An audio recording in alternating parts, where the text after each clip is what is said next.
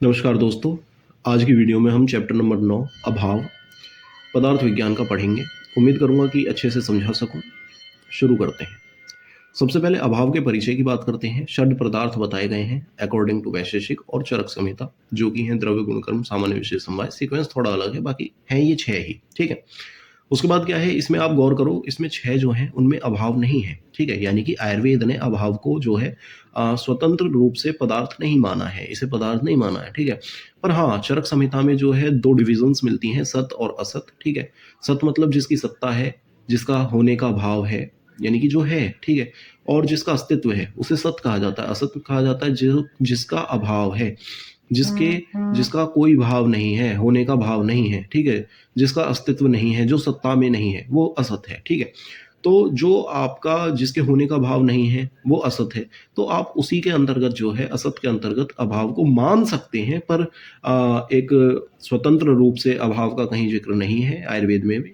इसके बाद जो है आपके वैशेषिक दर्शन की यदि हम बात करें, तो वैशेषिक दर्शन के जो प्रवर्तक हैं कणाद मुनि, उन्होंने भी जो है अभाव को जो है एक स्वतंत्र पदार्थ के तौर पर नहीं माना है। ठीक है। जो अभाव है, अभाव जो है आपके जो वैशेषिक दर्शन है, इसके एक भाष्यकार आए थे प्रशस्त पाद, उन्होंने जो है एक 7वें पदार्थ के तौर पर इसको स्वीकृति दी थी। ठीक है।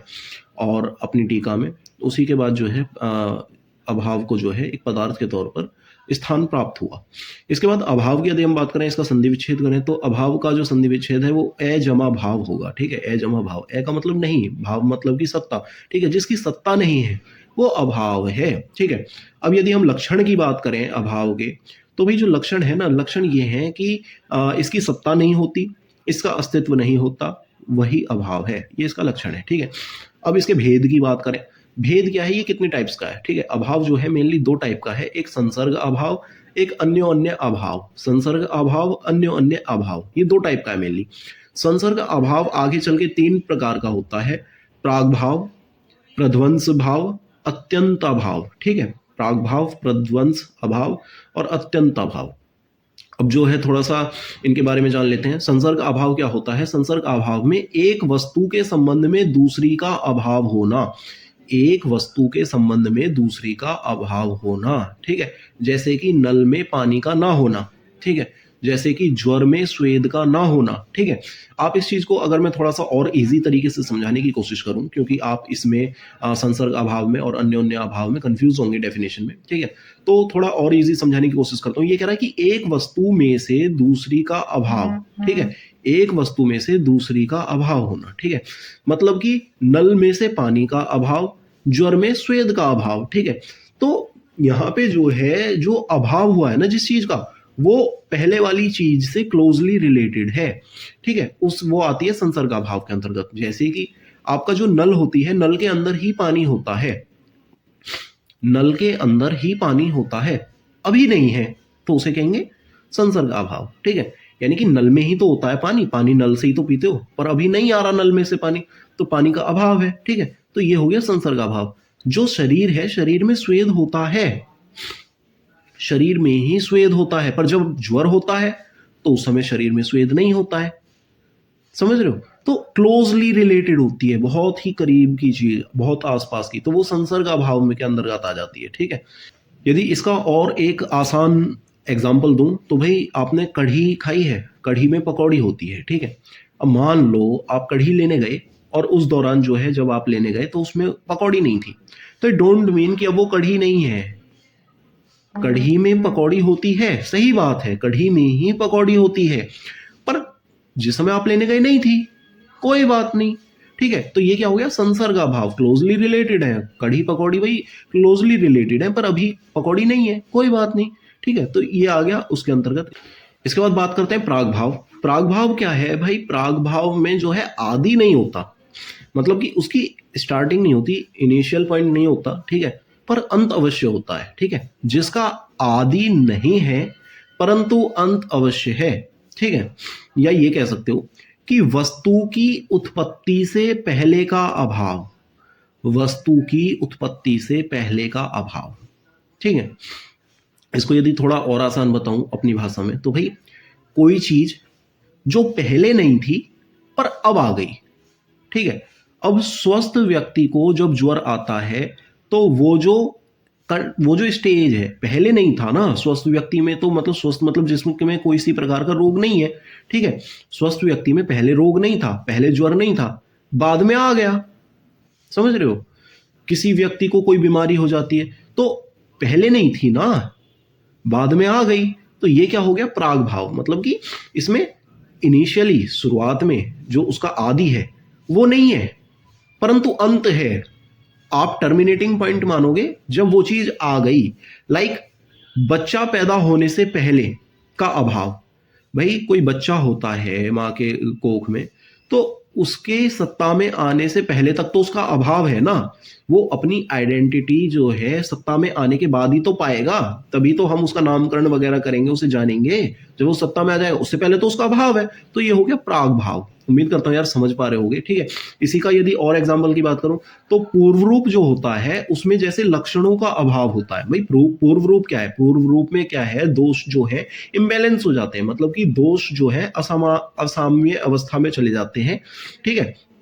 तो उसमें क्या है, हमें दिखता तो है कि हाँ शरीर में दिक्कत है, पर ऐसे कोई लक्षण नहीं दिखते जिनके बेसिस पे आप उसको पर्टिकुलर व्याधि कहकर संबोधित कर सको, क्योंकि जो व्यक्त अवस्था है उसमें हमें लक्षण दिखते हैं, ठीक है। और उस व्यक्त अवस्था में जब लक्षण दिख जाते हैं उसी के बाद हम उस पर्टिकुलर व्याधि को जो है नाम देते हैं कि भाई इसको ये व्याधि हुई है। पूर्व रूप तक हम नाम नहीं दे पाते हैं, ठीक है।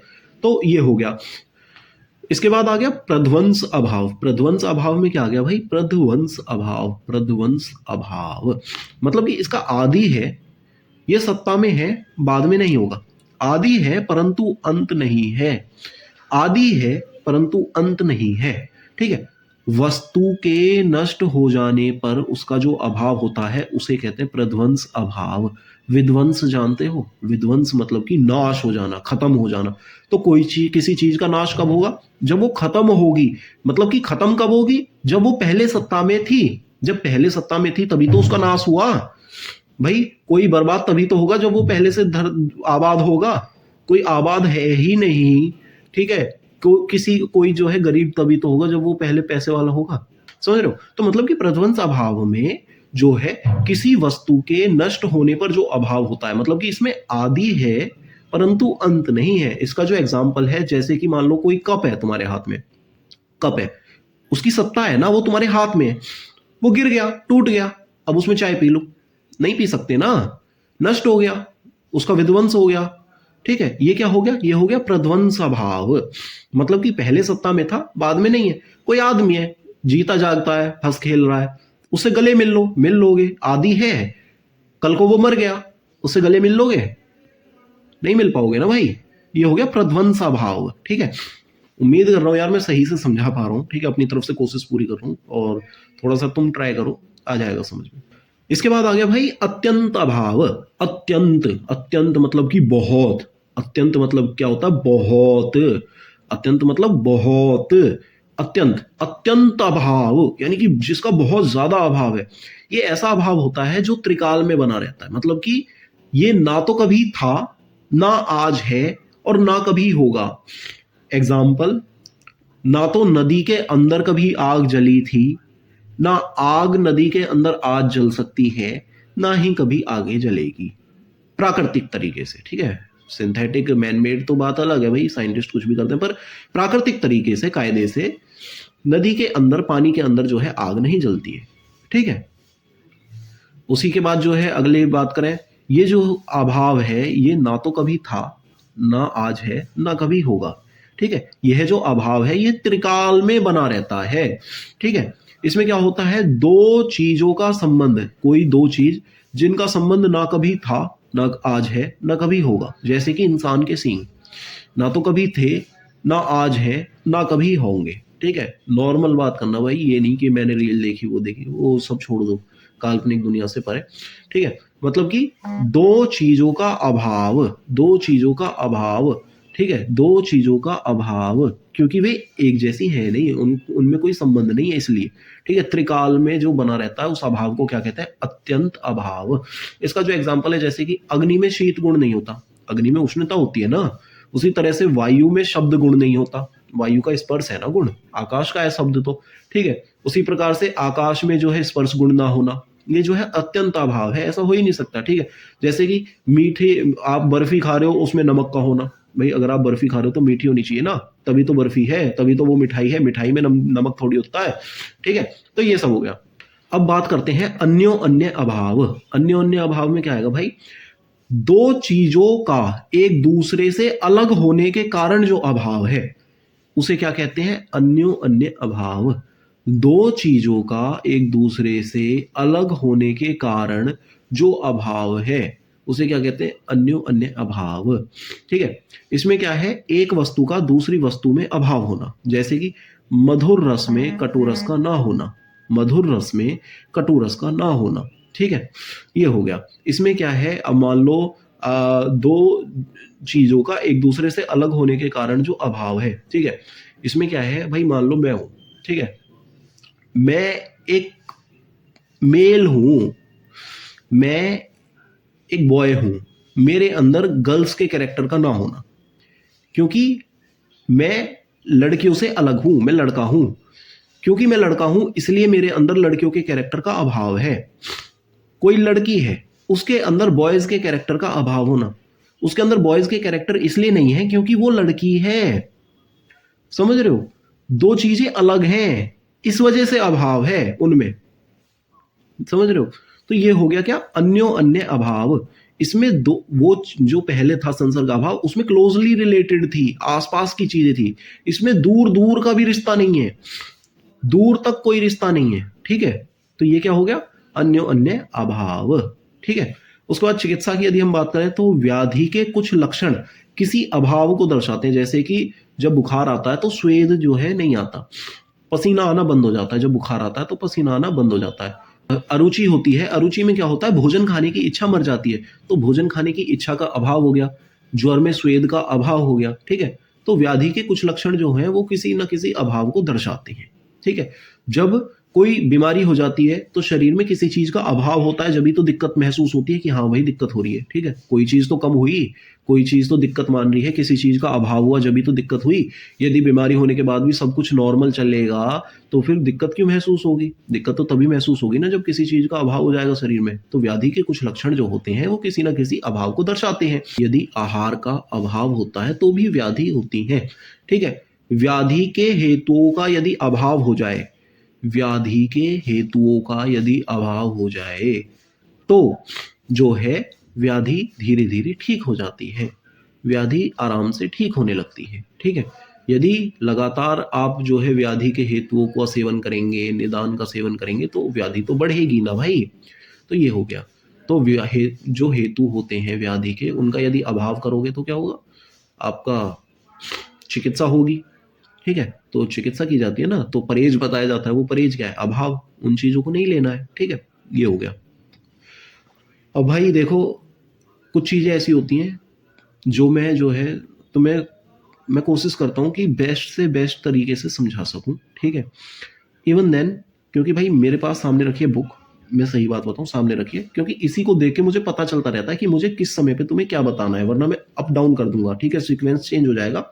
तुम चेक कर लो, जो सीक्वेंस है मेरा बताने का, तुम्हें समझाने का, वो बुक के अकॉर्डिंग होता है, क्योंकि मैं देखता रहता हूँ कि हाँ भाई अब ये मैंने बता दिया तो अब मुझे ये बताना है, ठीक है। मैं कोशिश करता हूँ मैं अपनी लैंग्वेज में बताऊँ, अपनी लैंग्वेज में मैं भाई इसलिए बता रहा हूँ जिससे तुम्हें समझ में आए, ठीक है। पढ़ने को तुम्हारे पास बुक है, समझ रहे हो, पढ़ तो तुम बुक से भी लोगे, इंपॉर्टेंट है समझना, ठीक है। पदार्थ विज्ञान समझ में नहीं आती है, दिक्कत वहां आती है, समझ गए। तो मेरा जो मेन मोटिव है वो है तुम्हें समझाना। फिर भी मुझसे गलती हो जाती है, कुछ एग्जाम्पल्स जो और अच्छे हो सकते हैं वो मैं देना भूल जाता हूँ, तो उन एग्जाम्पल्स को, जब वे एग्जाम्पल मुझे याद आते हैं, मैं डिस्क्रिप्शन में डाल देता हूँ। तुम एक बार डिस्क्रिप्शन चेक कर लिया करो, जैसे कि आपका जो सामान्य विज्ञान की वीडियो है उसमें मैंने कुछ नए एग्जाम्पल्स जो है डिस्क्रिप्शन में डाले हैं, ठीक है। आप उन्हें देखना, वो काफ़ी अच्छे हैं, आपको बहुत अच्छे लगेंगे, समझ में आएंगे, मदद करेंगे, ठीक है। और भाई अपनी तरफ से मैं अपना कोशिश करता हूँ कि अच्छे से अच्छा दूँ और अच्छे से अच्छे समझा सकूँ। और बाकी उम्मीद करता हूँ यार तुम्हें समझ में आता होगा, समझ में आता है तो बढ़िया है, ठीक है। स्टे ट्यून, बने रहो, आगे बढ़ेंगे, ठीक है। अच्छे से पदार्थ विज्ञान पूरी खत्म करेंगे। और अगर समझ में नहीं आता तो कोई बात नहीं भाई, दूसरे बहुत सारे चैनल्स हैं, मुझे कोई ऐसी दिक्कत है नहीं, ठीक है। तो थैंक यू सो मच। जय भगवान परशुराम, जय हिंद, जय भारत मेरे भाई।